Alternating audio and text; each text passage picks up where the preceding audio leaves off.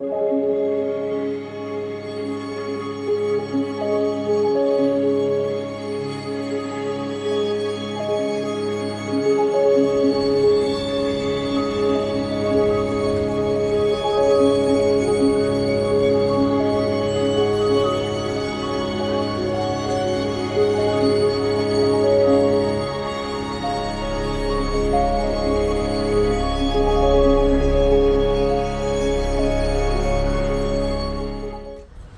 the legend tells us that many centuries ago, when ships would stop here to pay their toll to Hatto, a heartless and cruel man, in spite of the fact that he was the Archbishop of the time.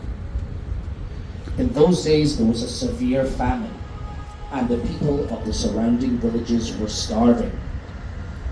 They begged Hatto for bread. He promised to help, but informed them that they had to go into a barn to receive the food. When they were all inside, Hatto locked the barn up and set it on fire.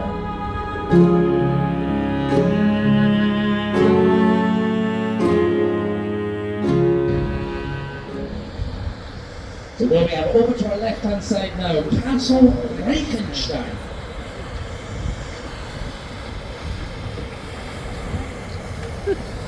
Look at it wrote.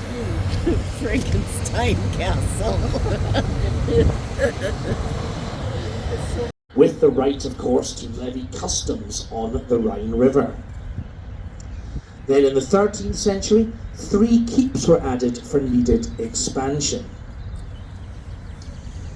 Now, interestingly, Schönberg was one of the very few castles in which, after a duke's death, all of the sons became heirs to the castle, and not only the eldest, which was usually the rule. Therefore, it happened that at the height of its power in the 13th and 14th centuries, Schönberg accommodated up to 250 persons of 24 different families at the same time.